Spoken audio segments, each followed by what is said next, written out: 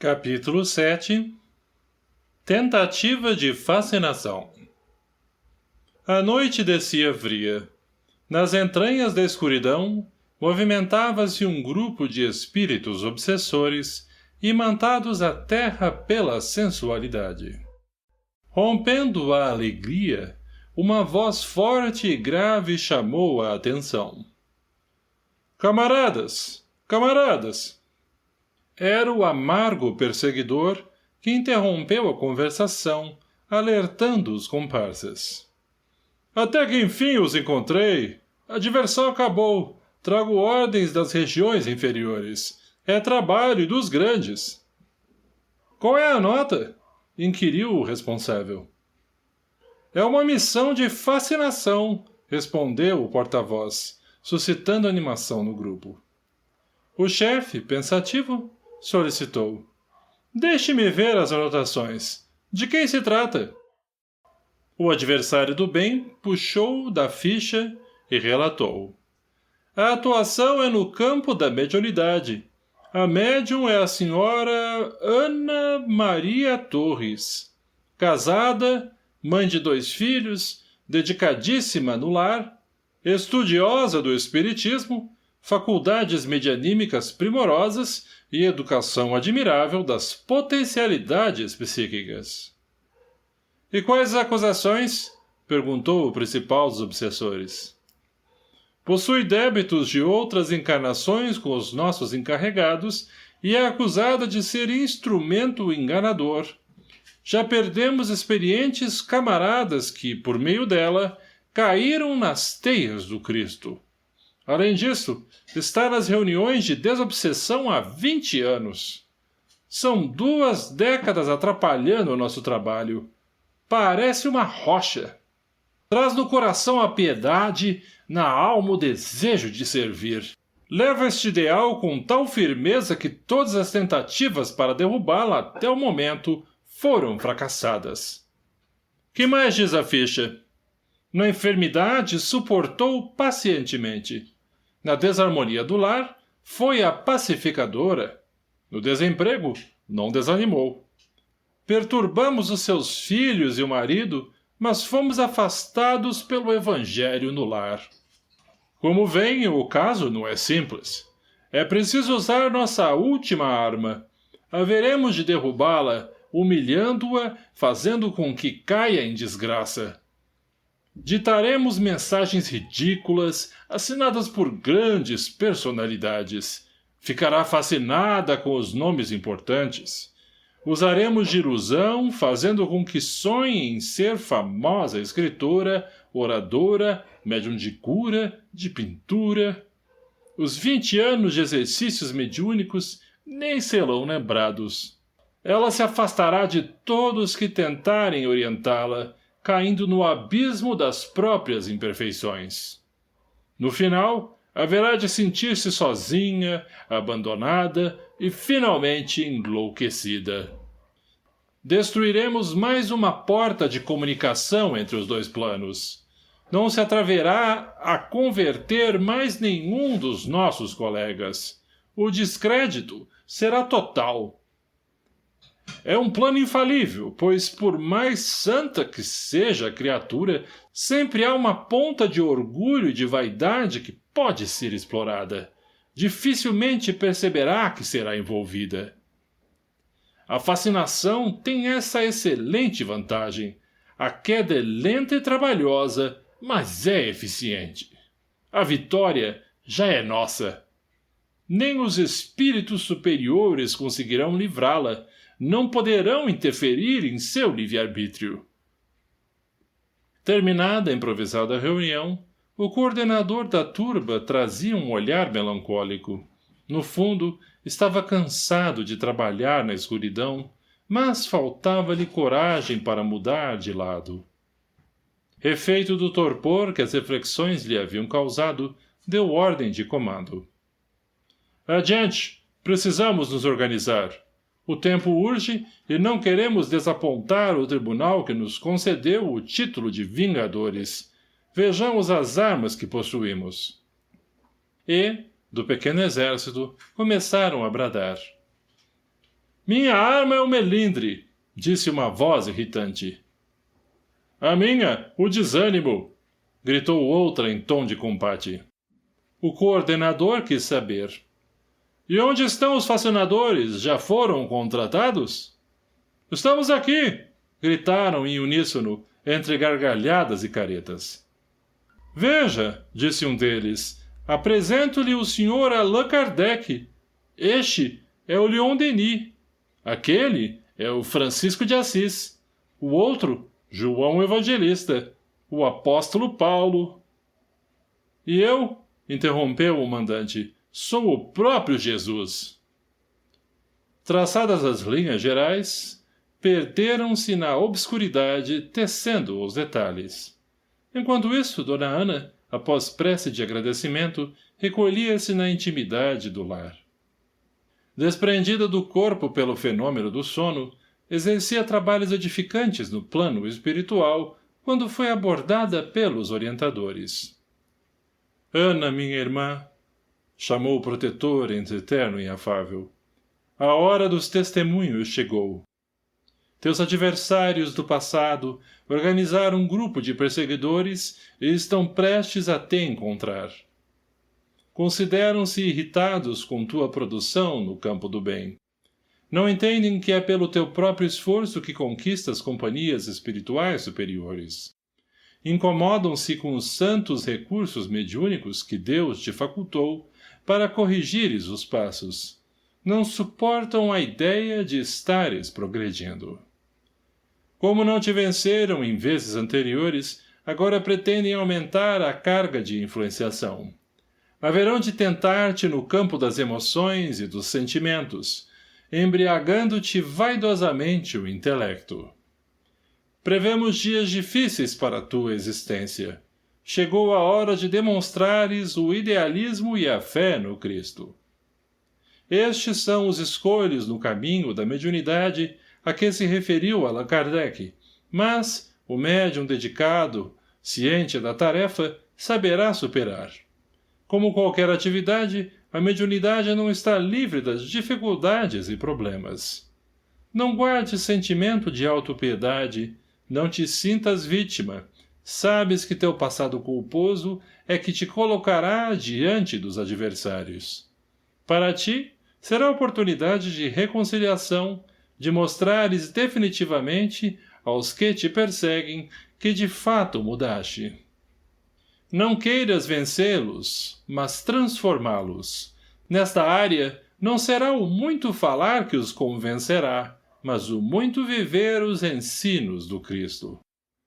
Nossos irmãos infelizes estão muito distantes da realidade que cultivamos. No fundo, têm consciência de que, continuando nesta marcha, se complicam espiritualmente e não fugirão à lei de causa e efeito. Sê corajosa, haveremos de sustentar-te. A providência divina permitirá esta perseguição, considerando que podes aproveitá-la também como prova para a tua existência. Deus sabe fazer nascer flores nos charcos.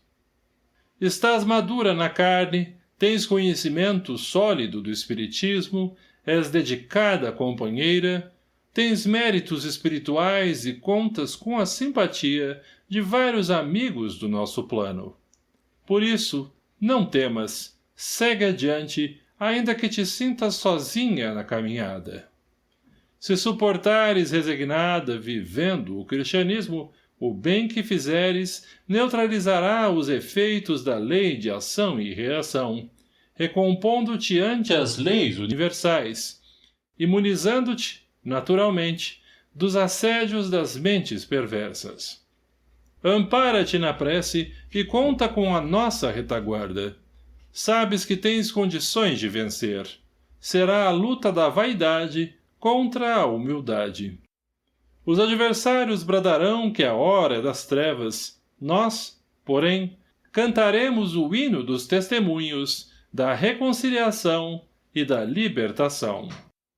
Lembra-te da condição essencial de permaneceres com Jesus e Kardec. Não guardarás nossa conversa na memória física, mas conservarás na alma a confiança nos desígnios superiores, que, deste nosso diálogo, é o mais importante. Semanas depois, os adversários espirituais a visitavam na instituição espírita, acreditando estarem burlando a proteção espiritual. Contudo, eram monitorados pelo mais alto. Minutos antes do transe mediúnico, que objetivava socorrer os necessitados, a mente da médium era invadida por pensamentos contrários. Ana, não estão dando valor à tua mediunidade. És muito superior. Tuas faculdades são primorosas. Foste escolhida para intercambiar Allan Kardec, o pai do espiritismo. Ele quer completar a doutrina espírita. Serás a médium da quarta revelação. A servidora, no campo das provas, foi torturada durante meses. Supostos personagens ilustres a visitavam, acionavam-lhe a vidência com propostas missionárias, quase a convencendo. Foi neste período que os instrutores espirituais, sem que os obsessores pudessem vê-los, a intuíram. A tarefeira tomou dos livros da codificação e conseguiu se recompor, identificando pela leitura que os espíritos superiores são discretos, humildes, não fazem propaganda de si mesmos, não elogiam, falam somente o que sabem, não costumam fazer profecias, prescrevendo datas e acontecimentos nos mínimos detalhes, zelam pela simplicidade, seriedade e não costumam dar tanto valor aos nomes. Orou fervorosamente, reconheceu-se como criatura falível, que tem como verdadeira missão a reforma interior. Voltou-se para dentro de si mesma e identificou que, nesta existência, jamais poderia ser uma missionária, pois, conquanto dedicada, trazia na alma sentimentos a sublimar. Nos meses seguintes, não cultivou os pensamentos que lhe chegavam sorrateiros. Era estudiosa da doutrina. Observou as características dos espíritos superiores, preveniu-se reciclando os conhecimentos sobre a obsessão. Redobrou a vigilância, orou o quanto pôde, envolveu-se com trabalhos assistenciais. Solicitou ajuda aos companheiros de grupo, humilhou-se, reconhecendo-se necessitada de amparo espiritual. Apagou-se diante do mundo, trabalhou com mais discrição. Chorou sozinha muitas vezes por se ver atormentada por pensamentos inferiores. Lutou intimamente e, sintonizando com esferas maiores, conseguiu sair da sintonia dos fascinadores. Do outro lado, os obsessores reclamavam. O que houve? Estávamos quase conseguindo. De que forças ela dispõe para mudar os pensamentos que embutimos em sua mente? Impossível que a vaidade não lhe tenha sobreexcitado. Será esta mulher portadora de forças que desconhecemos? Não é isso, disse o chefe, que se sentia profundamente admirado. É que Ana simplesmente se esforça no cristianismo. Neste instante, espiritualmente a rua se iluminou. Instrutor resplandecente se apresentou, cegando-os momentaneamente. Afasta-te, mensageiro da luz, ordenou um dos vingadores. Vieste ao lugar errado, este é o reino das sombras. A voz do benfeitor ecoou firme. Paz a todos. O Cristo é o sol da esperança, mostrando-nos o caminho da salvação. É necessário parar de errar na jornada. O coração de vocês clama por misericórdia. Acordem do sono da ignorância que embebe a alma. Vejam o firmamento. Nosso destino são as estrelas. O universo infinito nos aguarda. Estamos destinados à perfeição. Abandonem o pântano dos sentimentos inferiores. Jesus não nos solicita a perfeição. Convida-nos a abandonar as trevas, cultivando a luz. Quem nos autorizou a julgar os atos alheios? É preciso sermos juízes severos com nós mesmos. Cresçamos juntos, amparando-nos mutuamente. Esta é a estrada de Damasco, Chega de perseguições, convertam o coração. Jesus nos convida a construirmos um caminho reto para o progresso. Nesse momento, o sisudo dirigente das trevas prostrou-se ante tanta bondade. Sentiu vibrar as entranhas do coração e, de olhos lúcidos, clamou: Emissário da paz, trago alma sofredora, a melancolia me envolveu. Acredito que, inconscientemente, esperava por este dia há séculos. Agora entendo a força que provinha daquela que perseguíamos. Nós é que estávamos enganados. Quantos erros, quanta dor, quanta revolta. Tornamo-nos escravos da maldade. Somos monstros de perversidade. Poderá o Criador nos perdoar? Não te preocupes com o passado, apaziguou o mentor. Através das reencarnações, haverás de recompor com o bem o mal que proporcionaste. Não tenhas no Criador a imagem de um juiz vingativo. Jesus nos ensinou a chamá-lo de Pai, e é assim que ele nos acolhe. Sê bem-vindo, irmão. Hoje alcançaste a própria libertação. Ante o fato inusitado, os comparsas obsessores fugiram espantadiços, e o ex-mandante, envolto em luzes, abraçou de maneira filial o preposto do Cristo, libertando-se de anos de amarguras e sofrimentos. A mediunidade com Jesus e Kardec não se deixa vencer pelas tentativas da fascinação.